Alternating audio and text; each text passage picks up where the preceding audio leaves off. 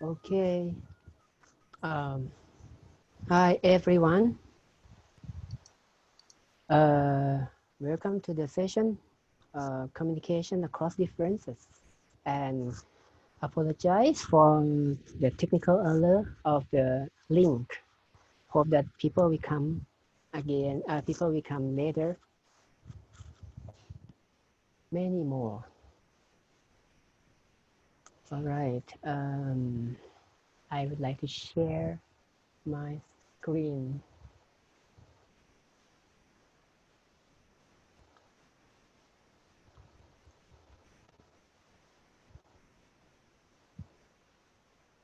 Oops. How is it? Does it play? Anybody can Yes. feedback? All right. But when I share screen, I cannot see anything in the room. I just know that.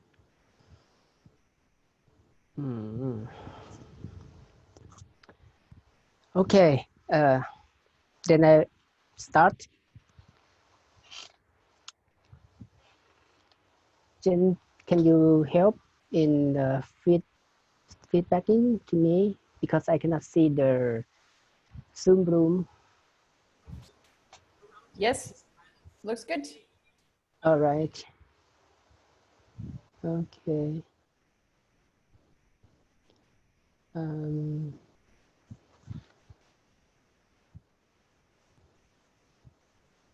right.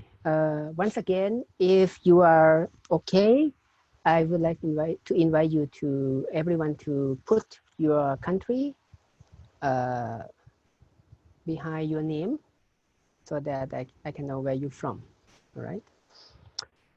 And I was invited here to share some kind of another way of communication. And Elaine said that it should be interactive.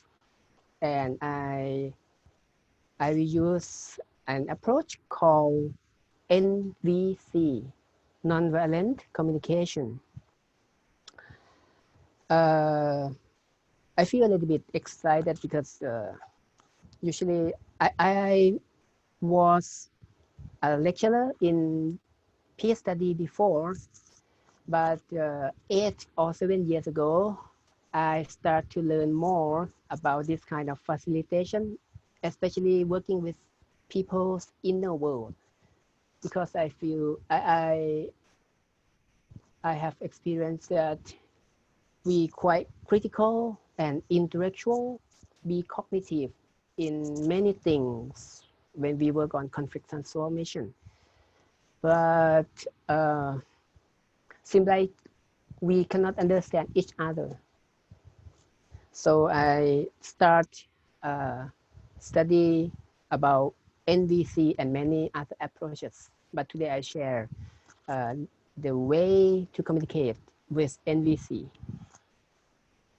So it's gonna be a little bit mixed between head, heart, and a kind of body wisdom. We will engage with some kind of body sensation online. Let's see if we can try. And I try to make it experiential. So sometime I will off the screen share so that I can see people's face.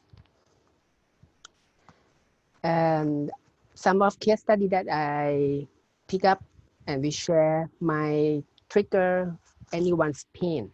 I apologize in advance, and you can inform me that it's trigger you. All right. And this session is recorded. So if there is any time, any sharing that you want to share but don't want to be recorded, please inform me so that I can pause the record. All right. Right now, I am the consultant, facilitator, and coach. My special area is about conflict facilitation and communication. I work in, oh, okay. I work in organization. I mean the organizational communication and conflict transformation, public sector, private sector, and social sector. And also work outside organization like the screen that you saw. Two photo above is that when I work in Myanmar, working about interfaith, intra at that moment is about Buddhist interfaith dialogue, but now it's branching more for the Muslim, and we plan to, the organizer in Myanmar plan to have interfaith between Buddhist and Muslim in the year to come. And the lower photo is what I facilitate. At that time, I still have long hair. I facilitate a workshop in deep south provinces of Thailand where Muslim and Buddhists have conflict with each other. There's many reasons about this conflict. So I won't go to that route. Just want to share. Jane sent some chat. Few questions. Okay. I have a few questions on use of NVC in practice. What should we do when, even after hearing each other needs, people are not able to provide for those needs? Okay. As a party feels that one's need is just too much and seemingly unnecessary. Positive feedback. Okay. Let's see if when I give some in the middle of this session, I might come to answer this question from Midu. All right, thank you. Okay. And because we would like to have this session to be interactive, then I try not to have lecture that much. And I would like to share my passion that I learned MVC. Actually, I have shared already. I would like to share a little more before I ask everyone. So be prepared, okay? My inspiration to start study NVC is because apart from what I see in the deep south violence between Buddhist and Muslim and the soldier and the separatist group of in Thailand, apart of that, I encounter my own personal experience of crisis. That even I work in peace studies area, I found that more and more when I go to my workplace, I have fight and conflict with my colleagues. And when I come back home, I have conflict with my wife and kids also. So I feel that it's quite strange that I work in peace studies. I work in conflict transformation, but I cannot communicate well and resolve the conflict with my personal relationship with colleagues and my wife. Then I study NVC to have more effective communication, but also have a caring relationship too.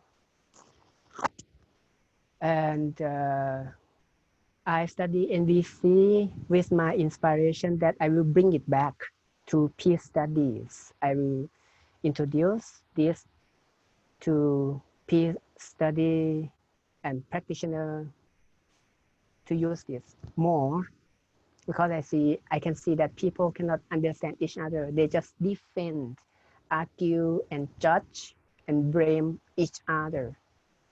Many declarations of activists, they just blame the other and demand the other to do something. And I found that this kind of communication, the other side will defend. They won't do that as we demand in our declaration. So that's my experience. That's what moved me to NVC. Now I would like to ask everyone about this question. I would like to know your intention in coming here, in coming to this session, that what do you deeply care about that moved you to join this session? I put it on slide like this because I'm not sure about my English accent. And you can reflect on this. What do you deeply care about that moved you to join this session? You can reflect it and write it onto the chat. And I will stop the screen sharing to see the chat too. And when you reflect on this, what you deeply care about, please notice about whatever happened in your body. See if there is any body sensation or body signal that happen when you touch to what you deeply care about. For myself, what I care about deeply is people understand each other so that they have no need to use violence against each other. I stopped screen sharing for a while.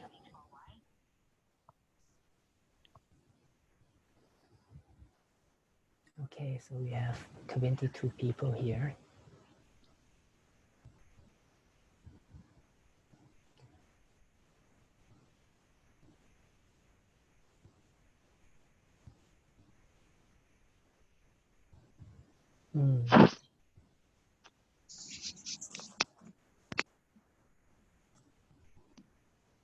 Jane deeply care about misunderstanding. Do we speak up or do we just post? You can post and you can choose to speak too. I think for the sake of the time, maybe we can have only 2 or 3 people to share verbally. But I would love to see everyone so that everyone can put onto the chat too. Thank you for the question.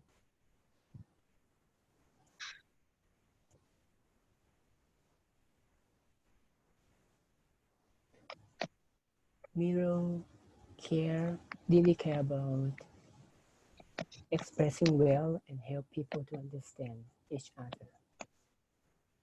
Okay, dialogue, resolve conflict non-violently.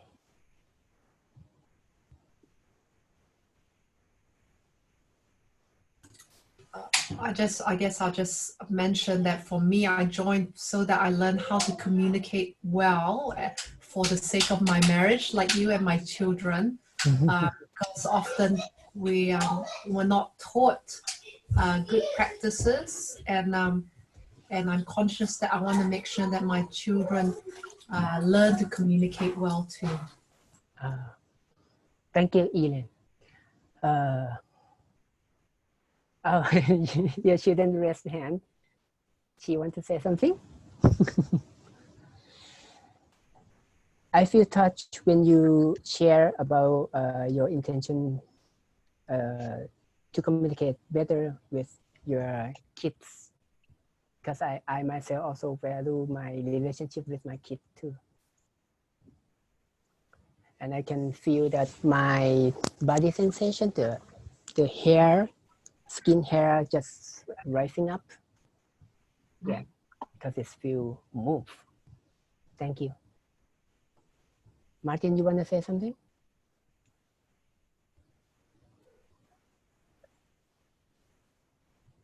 Anyone want to share out loud? Or you can put it onto the chat.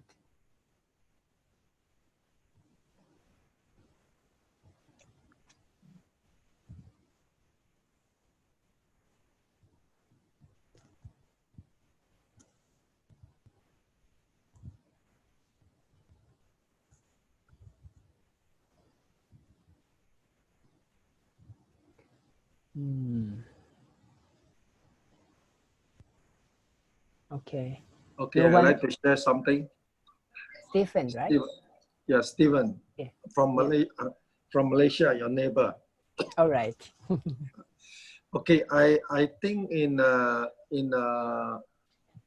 conflict situation or in a multicultural environment, what we say might be influenced by our upbringing or our own narrow perspective. The other party might not necessarily understand us because they don't grow up in the same cultural background. I experienced this in the negotiating environment.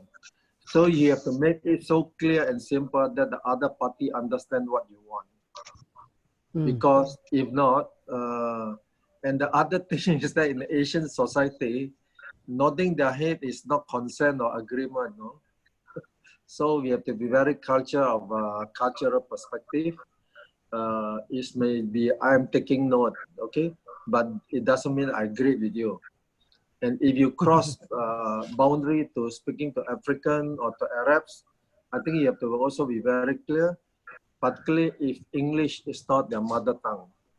Okay, sometimes they process what they hear from you through their own mother tongue to understand their English. So we have to be very clear how we communicate with people. This is very crucial if you are negotiating with people in conflict situation. Okay, thank you. So you mentioned about the shared understanding about behavior of communication.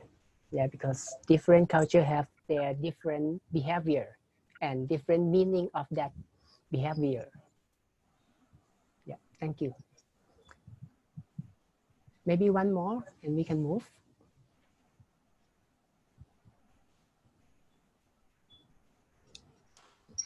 I would say to what this person just said, the issue about communication is not only what you're saying, but how people are receiving it, and to understand what you can say or how you can say it, that they don't understand it differently from what you intended. And is that coming from their culture or their language, as was just mentioned, or is it in the way that you say it or what you say, either the choice of words or the tone? I'm not sure what it is, but I often find that when I share something, it's not taken, I realize that it's not received the way I intended to, with the intention that I have. Yeah, right. Yeah, that's almost every time.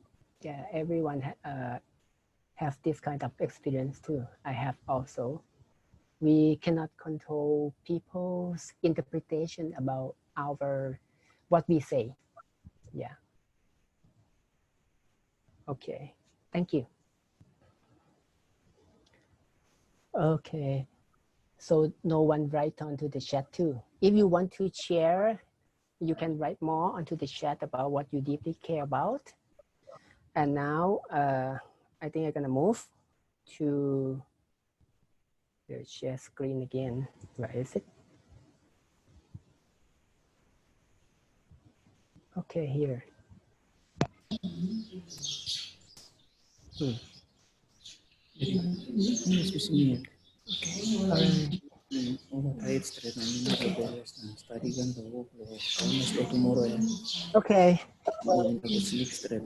I hear some voice.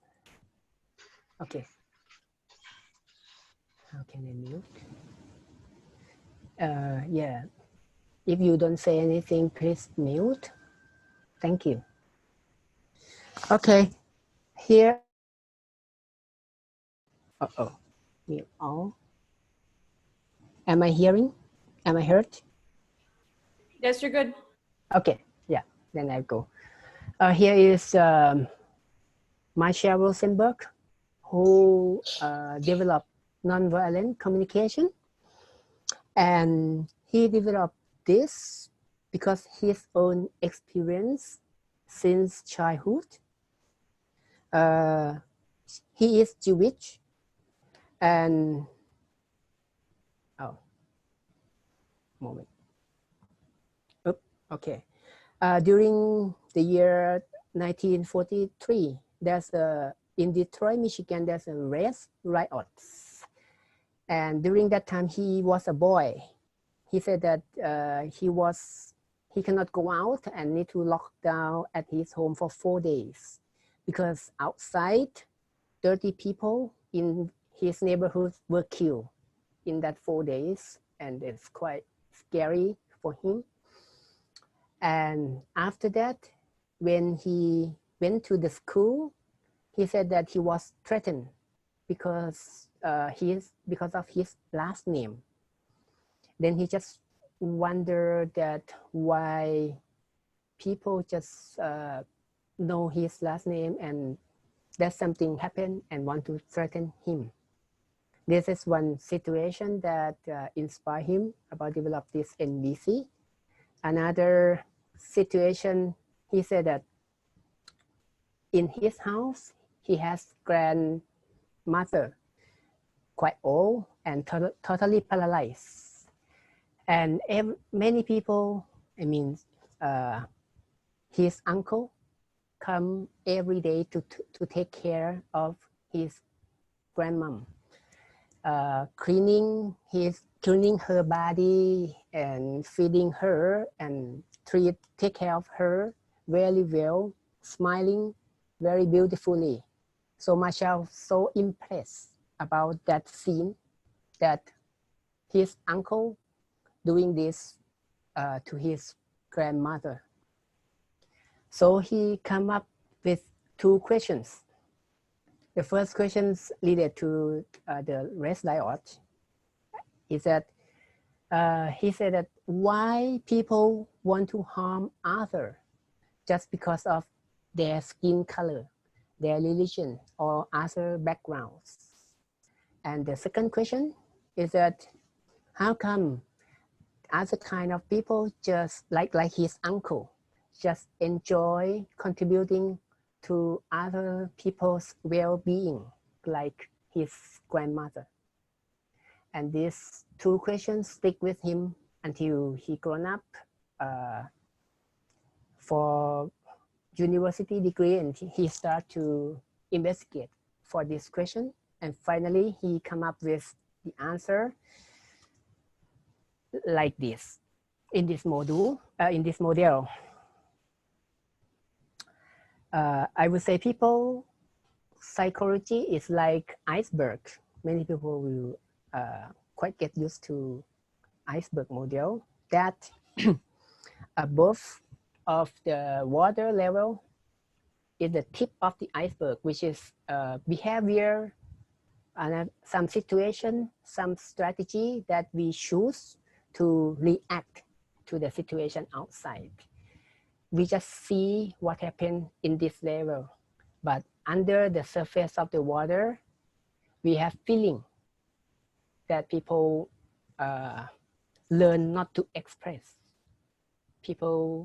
Modern people learn to be calm and don't express feeling. But feeling is very important for us because the feeling is the clue to go deeper to what we really need. And he found the universal principle that all human actions, whatever they do, whatever they behave, are to make their needs met. Many people want to shout out just because they need to be heard. They need to be recognized. The kids need attention from parents. That's why the kids keep asking, keep annoying mother or father. Same with, I would say, many people use violence is because they want to serve their need of being respected, being heard, being seen, something like that. And if that kind of need are not met, we will be like this kind of sunflower. The feeling gonna be negative, sad, numbed, or anger. But if the needs are met, we're gonna be sunshine, like this kind of sunflower. This is just the theory, but this is the universal theory of NVC that we can use in every situation. Next, I would like to share one story. When Marshal Rosenberg met the Zulu street gang in St. Louis, in the inner city, at the inner city of St. Louis, Marshal is talking with the minister in the meeting in a black church at the heart of the black community area. Yeah, he is white, Jewish, talking with minister in the black area. And suddenly the Zulu is a gangster. The Zulu warlord, which is black, know that he come. Then the Zulu warlord just want to join. Then he came uninvited and sat down in that meeting and stare at Marshal Rosenberg. Listen to Marshal Rosenberg. At that time, Marshal is talking about the process of communication. He is sharing about his NVC and offering that he can help in the race relationship issue. And suddenly, the Zulu warlord says something like this. He said that we don't need a great white father coming down to teach us how to communicate. We know how to communicate. You want to help us? Just give us your money so that we can buy gun and get rid of fools like you. Everyone, when you hear, you can, let's check if you hear something like this. Ask Marshal Rosenberg, what do you feel? What will you respond? And what happened? What would happen in your body? And anyone can guess what Marshal will respond? I've stopped here for a while to see the chat, or anyone would like to say.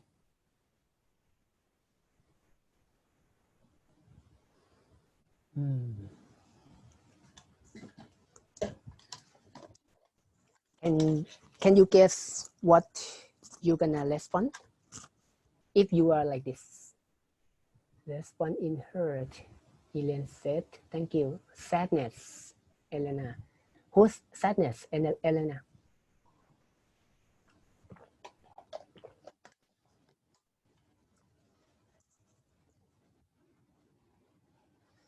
Okay. At that time, Marshal Rosenberg said that he's not in that mood of responding using NVC. So he just respond like normal habit. He didn't say that what he respond, but I can guess that he might defend himself. I will say use this. I guess that he might say something like, he might reply back to the Zulu that you don't know, I come to help you. You don't know what happened. You don't know how to speak. That's why a lot of black people do something violent or criminal. And you must understand that I have a good intention to come to help all black people. And you can guess if he said like this, things go nowhere because the Zulu warlord will respond and defend. And Marshal said that it's gonna be back and forth. It's just being back and forth between him and the Zulu warlord. And for a while, he come back to his NVC. And finally, he replied back like this.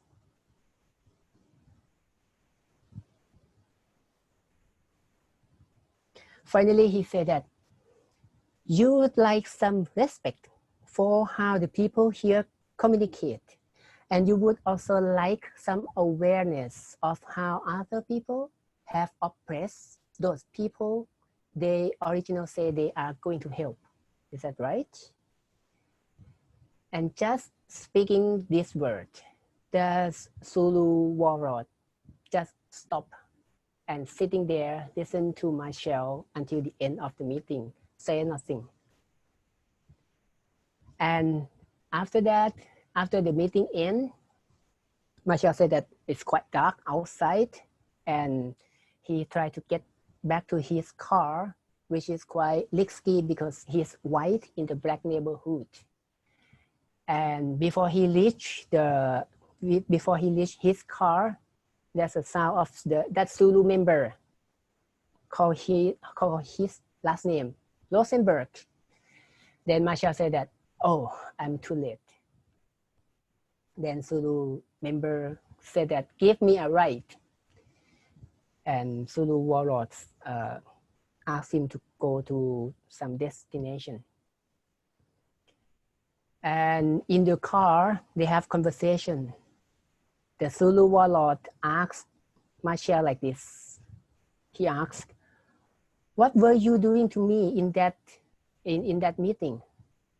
And asked, can you teach me how to teach that to the Zulus? He wants to share this kind of communication to his member in his gang. You can see that just one reflection that Marshal reflect on the Zulus' need to be respected and aware, being aware of himself as a white, come to help the black people that was oppressed. Just that reflection changed this conversation. And Marshal replied back that, okay, I'll teach you, but I will trade you that you must go with me to Washington on this Thursday because I was invited to work with the school system to show why black kids are burning down the schools. And right after that, Marshal Rosenberg and this Zulu member worked together for next 13 years. They go all over the south of the USA to prepare for school for desegregation. And that Zulu member later on become a head of public housing service at the city of St. Louis. And another member of Zulu later on become mayor of St. Louis. Yeah, you can find this story in this book, Speaking Peace in a World of Conflict. Okay. I'll stop here.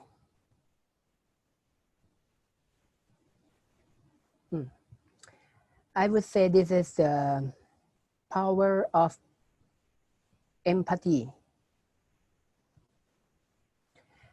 And it's just like the subtitle of this book saying that what you say next will change the world. It's just like the word that Marshal said to the Zulu, change his relationship with the Zulu, and they can be the buddy and go and work with a very important issue for 13 years. All right. So any question at this moment?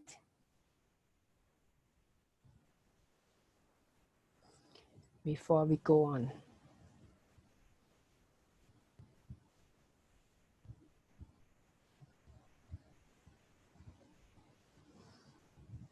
How do you KMPY, what is that? What TP reflect? How do you know what to reflect back? Okay, thank you. How do you know what to reflect back? Okay, this is the key.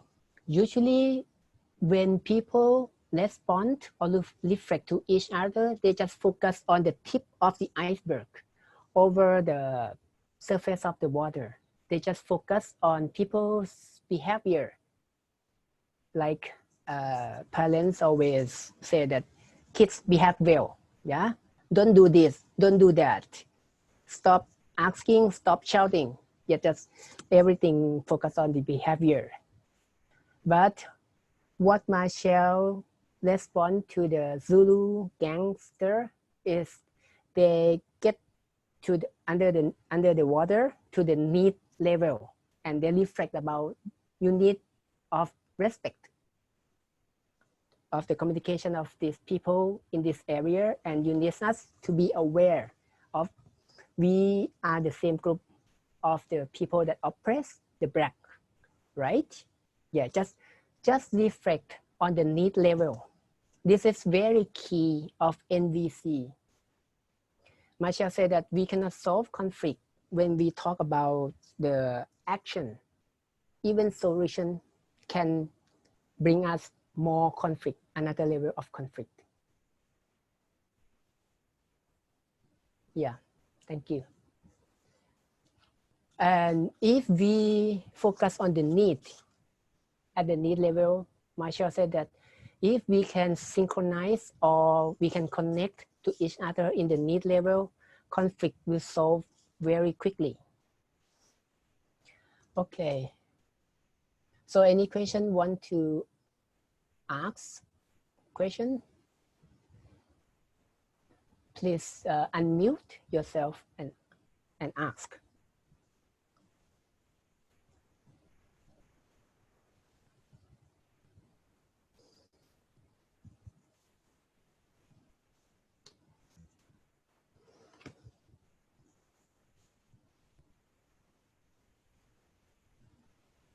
Or you can raise your hands. You can turn on your camera so that I can see your face.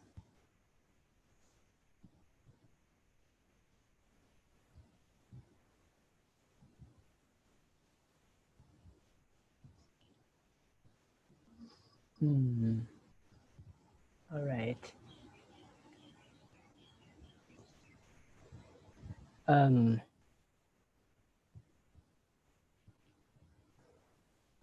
I'm thinking that I try to make this session more interactive.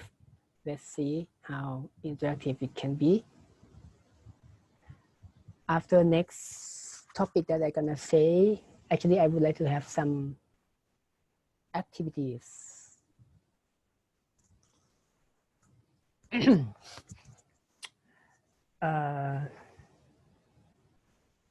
What I see in the world here is that when people communicate with each other, they just communicate in the behavior level, action level, which is like Stephen said, that there's a lot of meaning and different meaning of people's behavior. If we cannot synchronize or try to make clear about our intention of that behavior, or if we cannot speak out our own need by being doing that kind of behavior, mutual understanding is quite difficult to reach. And what I would like to share next is our two modes of our communication. There's two kinds of languages, and Marshal Rosenberg make it as jackal versus giraffe. As you might see my backdrop, there's a lot of giraffe backing me. Yeah. On the left side is jackal language. Usually when we speak, we always being like this. We talk like this. We judge people. We blame others. We just like you're selfish.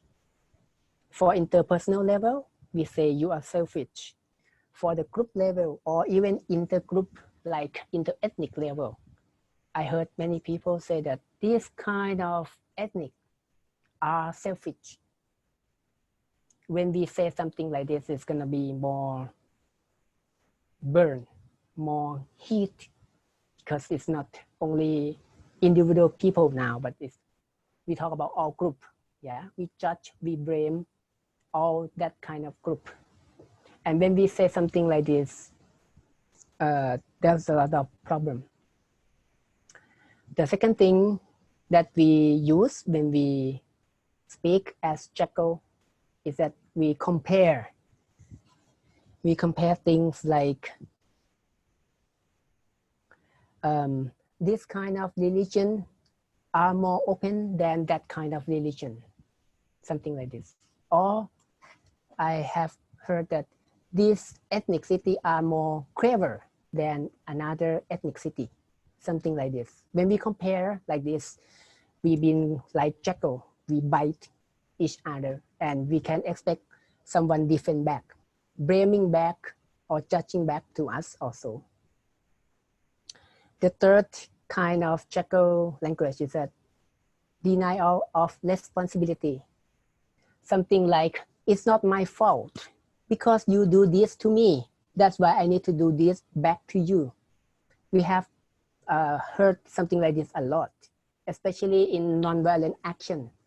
People try to keep nonviolent, but when they turn to use violence means, they always use this kind of justification that because I was shoot by the gun. Our group was shot by the gun from that side first, then we need to strike back using violent measure, something like that. The fourth Jekyll language is that we demand, we coerce, we pressure, and we threaten others. Like I also sometimes when I feel tired, I sometimes threaten my kids that please, stop asking, stop being noisy now. Otherwise this weekend we will not go out and you cannot have the sweet, something like this. This is also threaten, yeah. And threatening can be in the group or race level also. Marshall said that we were raised up like this as a Jekyll language.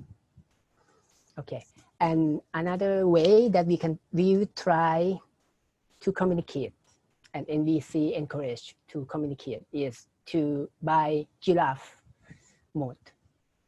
Giraffe mode, usually they try to understand and give people empathy.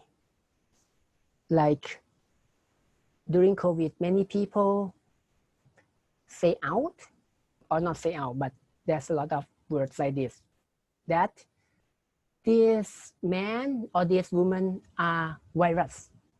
They contain virus to us. This is Jekyll, right? But if we speak in giraffe language, we can speak that I feel scared and I would like to be sure that my health is going to be safe and healthy, because my health is very important for my kids and my older parents at home. You can see the difference between these two modes of Jekyll and giraffe languages. Okay, I will go to next one. Rather than compare that your religion is more open than the other one, we might, in giraffe, we might express that I wish every religion were open to learn from the other religion. This is to share your value, to share your wish, rather than compare, because compare is quite forceful for the other, and people will feel defensive. The third kind of giraffe is that taking responsibility, rather than saying that because that side hit me first, then I need to punch him back.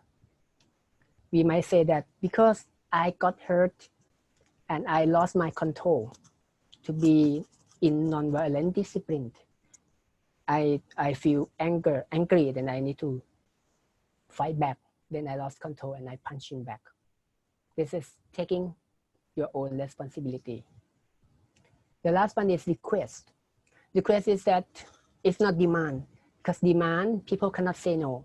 Request is that, would you be willing, like I said before, that this is invitation for everyone to put the country after your name, something like this. This is request. And you can say no, and you don't need to put it onto your name, something like this. This is request. And in NVC, we try to use giraffe language, as even in response to checker language also. And this kind of giraffe language we can use to empathy other and empathy ourselves. All right. Talking too long now. I stop sharing here. Right now, anyone would like to have some question before we go to some practice?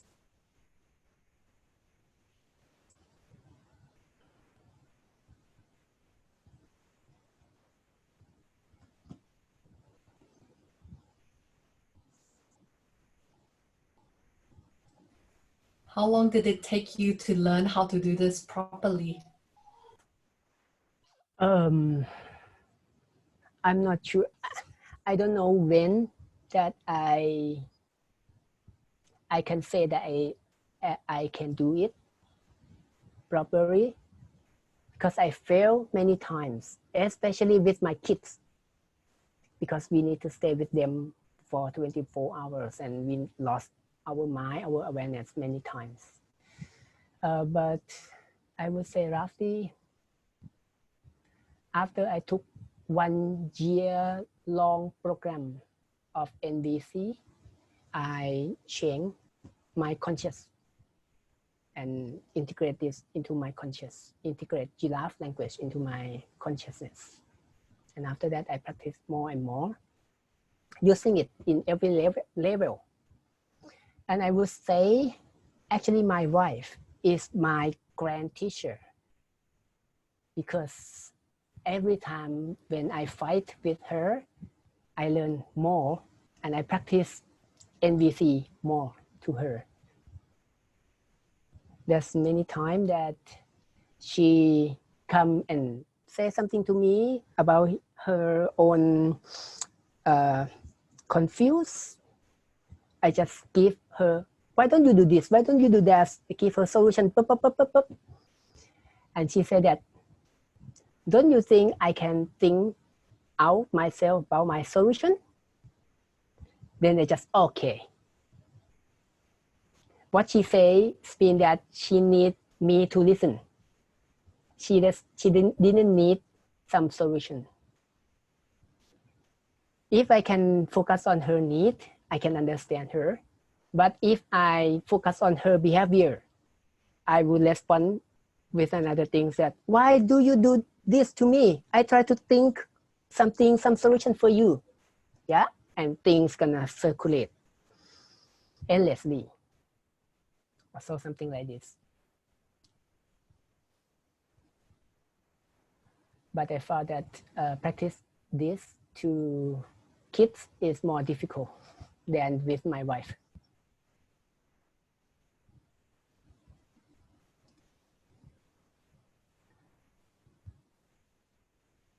I can share a little more that when I work with a monk in Myanmar, he is quite, people call him quite radical, national, and right-wing.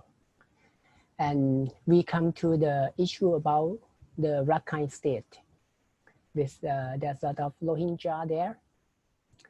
And this monk in the workshop saying that there's a lot of stick yard, very sharp, alongside the pathway that the monk need to walk through.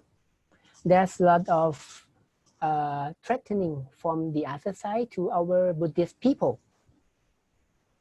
When I hear this, I reflect back about his need, that actually what I didn't reflect back. I asked him, when you say like this, what actually you need? What actually your concern? What actually important for you? I asked him this kind of question 1 or 2 or 3 times. Finally, he came back and answered that, okay, I understand that safety is the first priority, and I understand that without Muslim safety, Buddhist people cannot be safe also. Yeah, that's when we communicate using the need level, and we focus on each side concern. That's why we're gonna say that, are you sure that there's some stick like that? And that monk say something like this also, that if you don't believe me, I can call to the man in the area at this time so that I can confirm you. If we go to that direction, it's gonna be like this. But if we come to a kind of giraffe and empathy with each other and focus on the need of each other, the communication, the connection can go together. All right.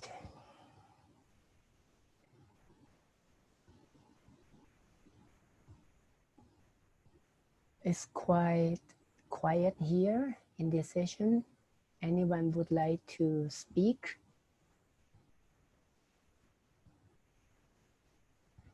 I'm not quite get used to speaking alone for many years now after I quit the professorship in university.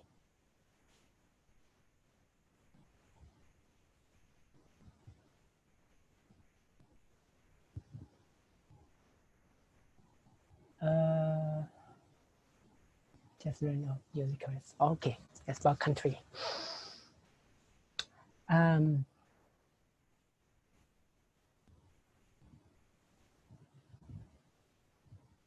not sure how to go on because experiential session need a lot of interaction. That's why I can just only lecture and lecture, which is not effective. Excuse me, I just came late. My name is Vincent. Thank you, Vincent.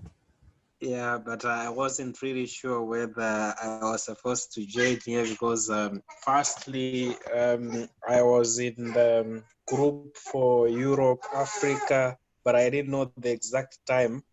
Right. But I find the topic really very interesting because it tells us on how we need to talk to each other on the communication levels. Mm-hmm.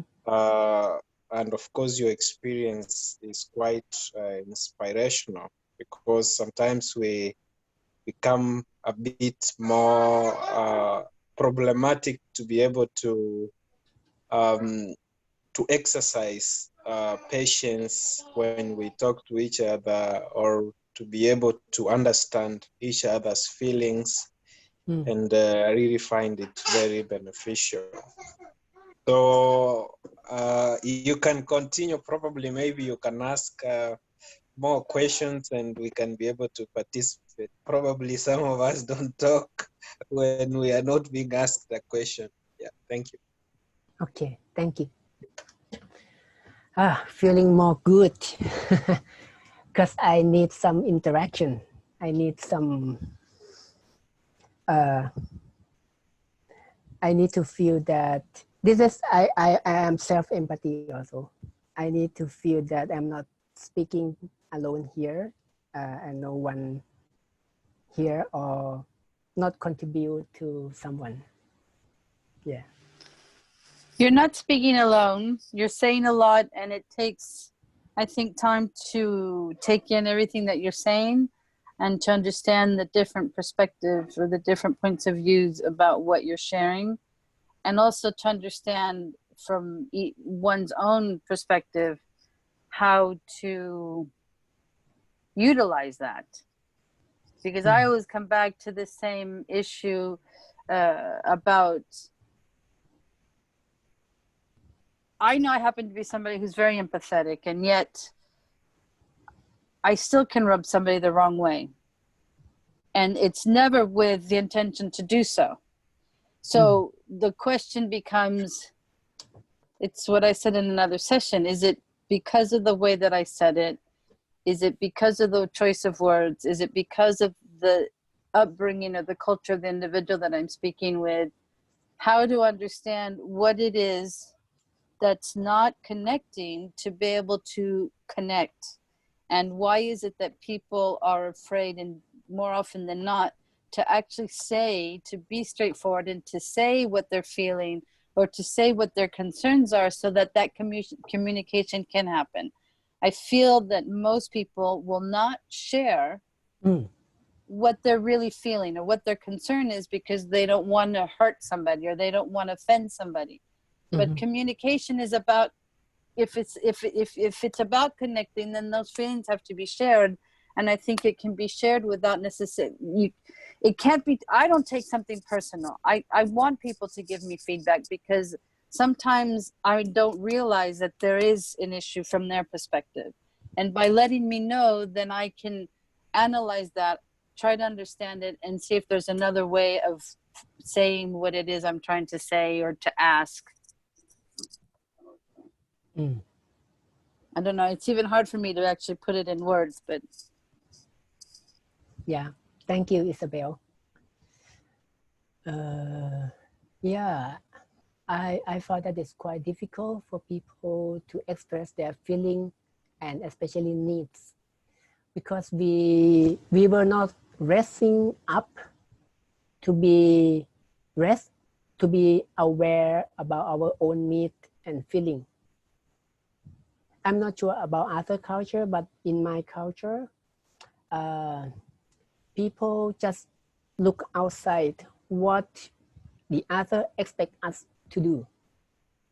And parents always teach kids that you need to get into this famous university so that you can have success, get more good job, good salary. So we run outside always rather than come back inside to understand, actually we are very tired and I just want mom to accept me whatever I am. Something like this. We cannot speak like this because it's too vulnerable. Many times when we speak like this, it's like we are naked. Yeah, psychologically, we naked. And when we naked, nothing to protect us. And if other side just say something that which is quite laughed, like just silly, what you say is silly, we will feel very hurt, right? And after that, we will close our mind. We won't express our inner feeling and need anymore. But even psychologically dressed, we can still get hurt, and probably even more so because of the unsaid or the non-said. It's more dangerous. That can be a lot more painful, and there's no reason for it, because having said what needed to be said, then that pain or that vulnerability wouldn't exist, wouldn't have to exist. It's almost like a false protection, this non-verbal communication. Right. Yeah. So being giraffe is quite, we need a lot of courage to speak out without defending ourselves, but speaking deeply, truly from inside us.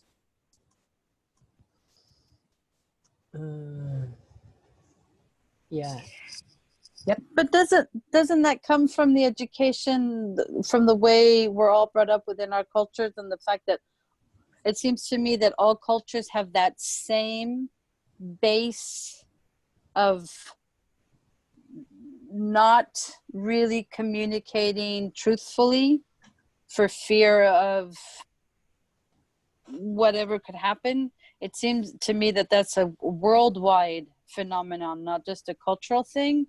And if that we teach our children from the beginning about communication, about sharing, about speaking their mind, about standing up for what they believe in, but doing it in a way that is nonviolent and is not hurtful to others, then I don't understand how that would not lead to a more open, fluid communication among everybody, across cultures, across barriers, across countries.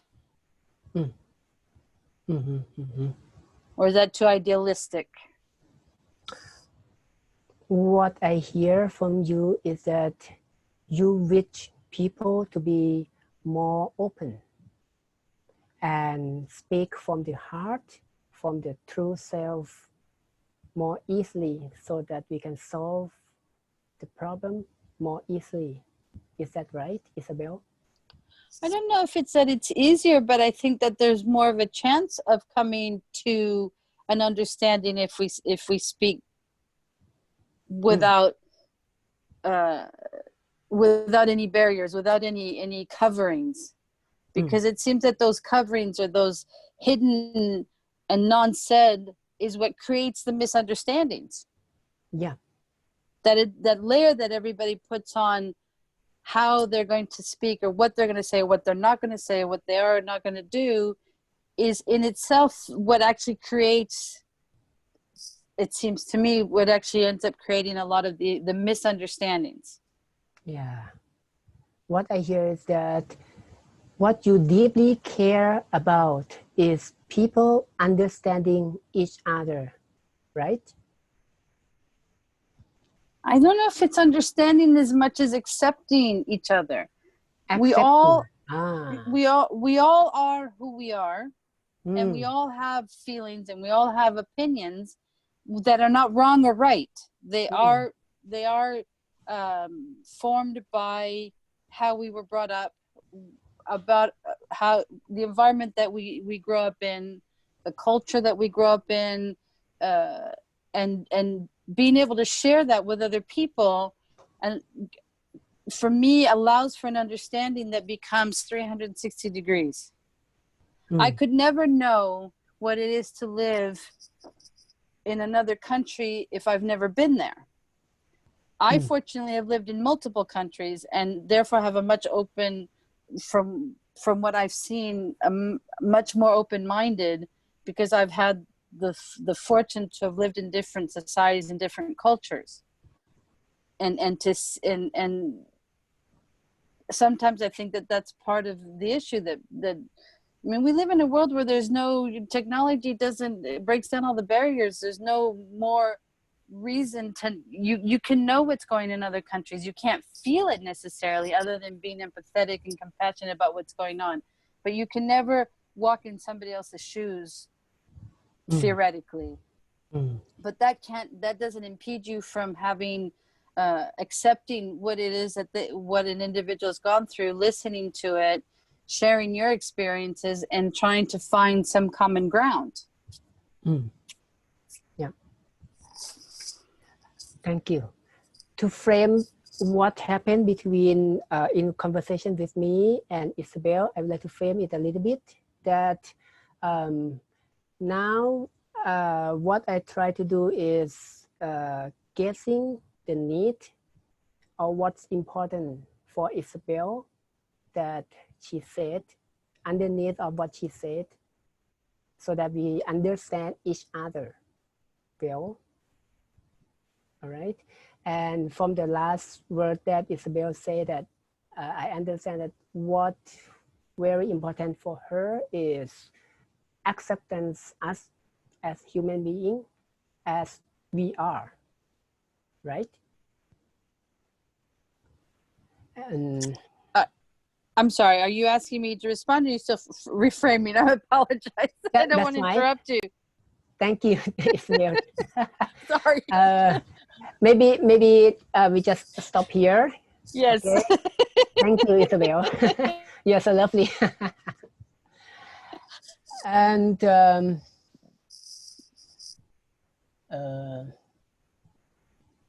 oh, okay. There's a lot of questions. It is Elaine just put another question that was put before, right? By Miru, right?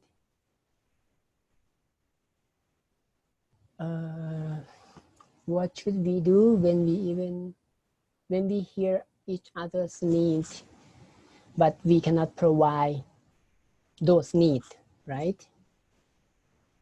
Miru, is that from Miru, right? To my memory. Is he still here? He had to leave because he's based elsewhere. But I guess the question is, what should we do when we've voiced our needs, but either the other party can't provide for those needs, or they don't want to because they think it's unnecessary, or they just fall back on their position. So you're being vulnerable, and the person is not really taking your needs seriously.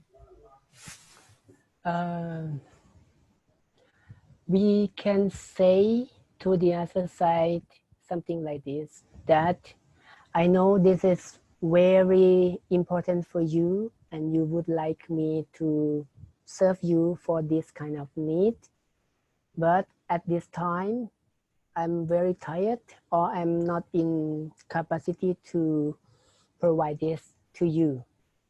I feel sad that I cannot serve you at this point. And maybe I can find someone else or some measure, some way else to support you, something like this. We can say, we can express our good intention to connect with others first. And we can say our limitation, that even we intend to serve this, but our capacity is not allowed, something like this.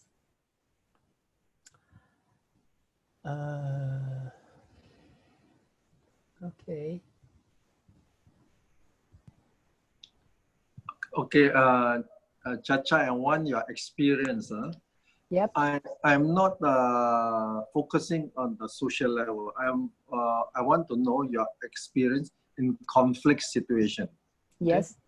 Okay. To me, in the conflict situation, sometimes I think the media or the West have a certain perception of a situation which makes things, make it difficult to resolve the problem we have in a conflict situation. Okay, let's come to the issue of Rohingya because it affects me. Okay, okay. Irresponsible politicians in my country have made it as if we are receptive to Rohingyas landing on our shores. Okay, by doing so, Rohingyas are coming here in big numbers. Okay. And in the current pandemic situation, there's a paranoia of foreigners here because there's no proper check on people who are positive in the COVID virus, okay? So you see, we start attracting more and more people coming in, and it generates a lot of misunderstanding and conflict, okay? But we also must also go, you must have done it, go to the Myanmar side and listen to them and find out why or how we can resolve this problem by not sending your problem to other country, okay? And from what my understanding from Myanmar people, not all of them are people of Myanmar nationality. They're actually migrants from Bangladesh. And this, I think, is a leftover from colonial days. So I think we need to look at the whole issue and not totally blame the Myanmar authorities.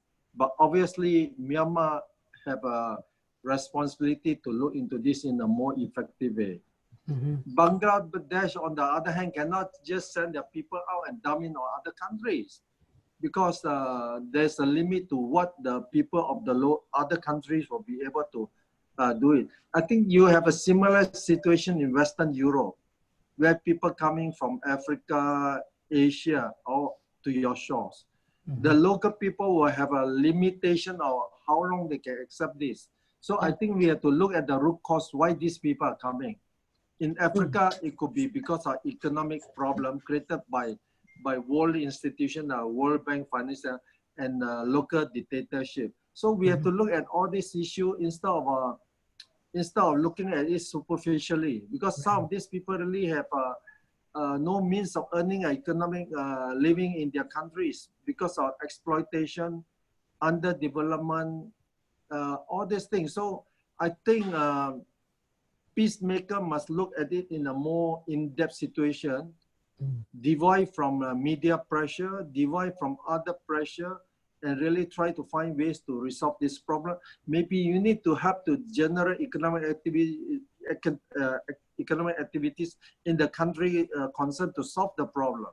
Okay, but some of these countries are actually exploited of these people. So we have to look at the issue in total and try to help resolve the problem, instead of looking at it superficially. Yeah, what I hear is that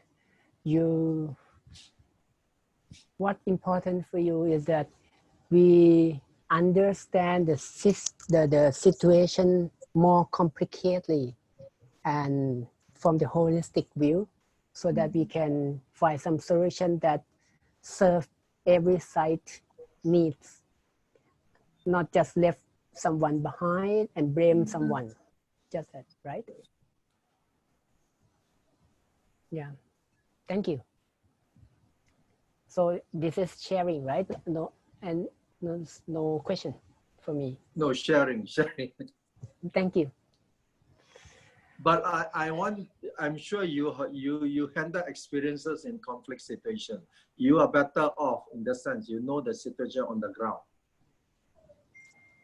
It's quite difficult for me because we construct the world in our mind using the medias a lot. So we have our perception about the other ethnic. Yeah, and what's difficult for me when I work into the field is that we need to make people aware of what inside their worldview, that is real or not. And I found that when people get to connect to the other side in human level, there will be more connection. If we just connect through the media, it's misinterpretation a lot. And we also feel anger back to the other side. Yeah. Thank you. By the way, how many minutes we left, Elen, you know, or how many minutes we can be late than 2:30? Here, 2:30 in Thailand now. We're good to tie up now if we can. All right. Okay. I would say that things not happen as I planned today. Since the start of the session, and actually I would like to have some more interaction about the real case, and would like to give you all participants. I would like to give you all participants about experience, being understand, being empathy. But okay, 1.5 hours online is quite challenging. Even 2 hours. Okay, so by ending here, I would like to hear some 2 or 3 voices or more if you want, that maybe you can ask more if you want, or you can reflect what you got from this session that in relate to what you deeply care about.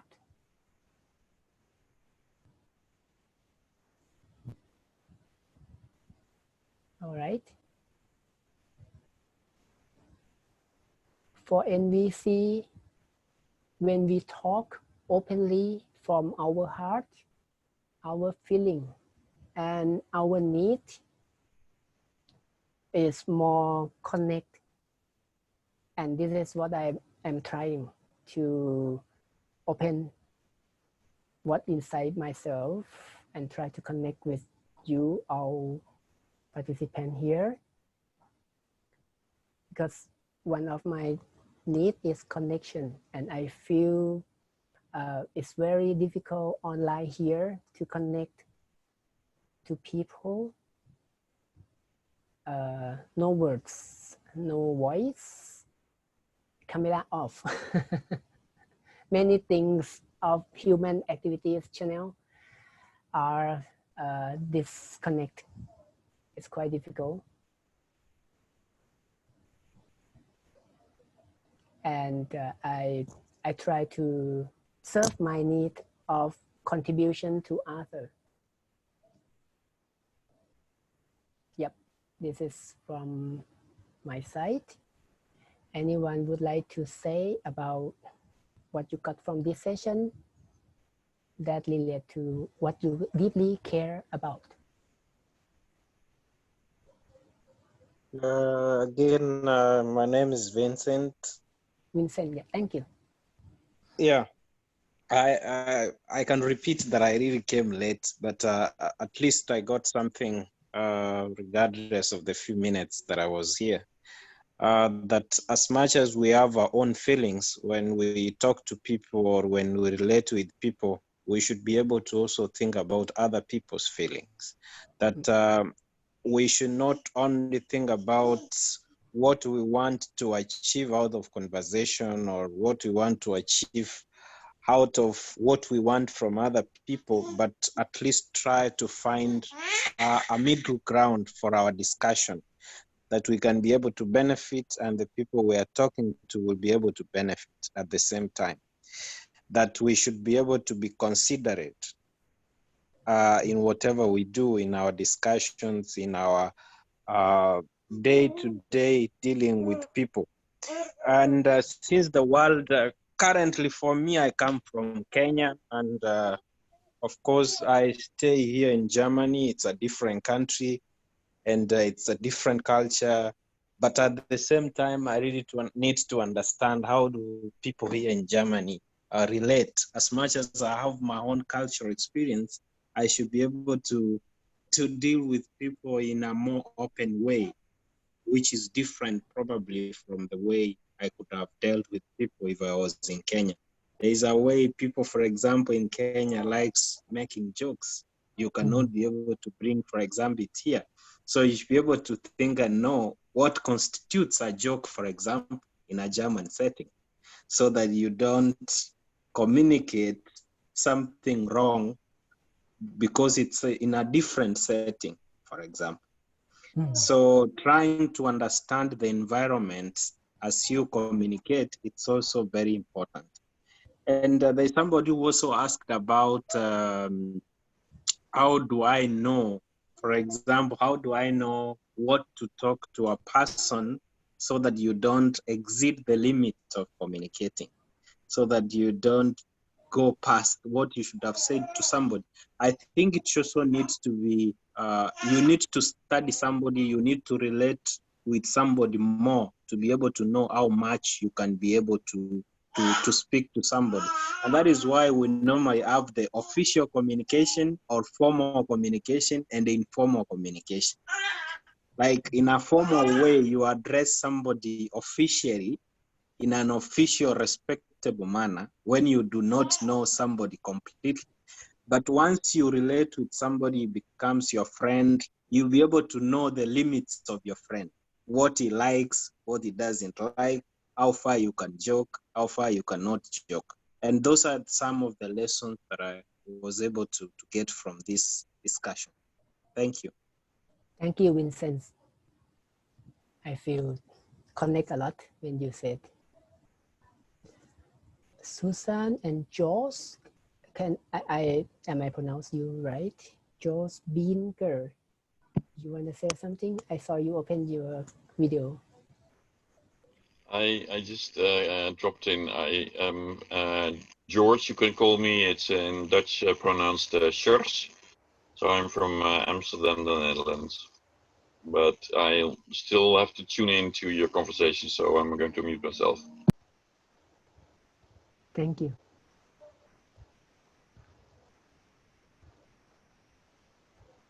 Susan. Hi, I came along late, and yeah, I've found it very interesting. Thank you. Thank you. Okay. Maybe last one. We might have one more. People say, anyone would like to say?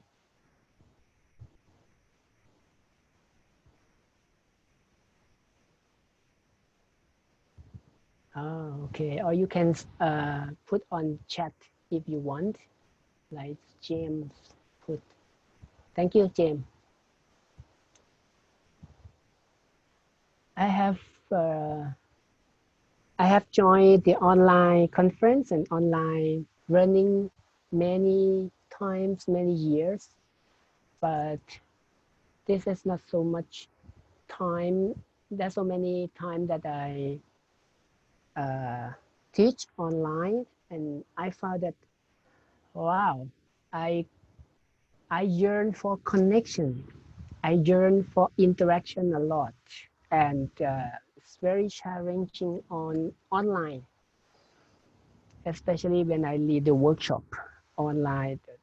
The human connection in many channels were cut off, and yeah, it's very deep need of mine also. Okay, so I wish this session is fruitful, or somehow you got something out for you. And if you would like to learn more about me, you can go to my website. I think you can see on my bios. And I wish some of my experience would be useful for you. Thank you, everyone, for joining this session, and see you next time. Thank you. I can unmute everyone so that you can see, you can say something or even goodbye. All right. Thank you, everyone. Thank you. Bye-bye. Goodbye. Bye. Thank you, Susan. Thank you, Jane. Thank you, especially Elaine.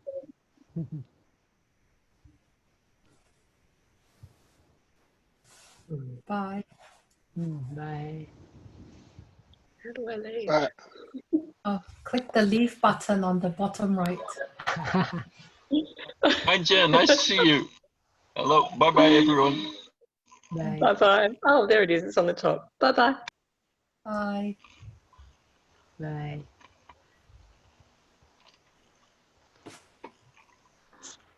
You just leave. Okay, bye, guys. I'll leave. Goodbye, Carl. Oh, bye-bye ครับ สวัสดีครับ Thank you คุณอะไรครับ พูดภาษาไทย พลเสนาเหรอ ครับผมชื่อไบรท์ครับ ไบรท์นะ ขอบคุณที่จอยนะ เราไม่เคยเจอกันใช่ไหม ไม่เคยครับอาจารย์ โอเค ขอบคุณที่มาเจอกันในนี้ครับ ครับ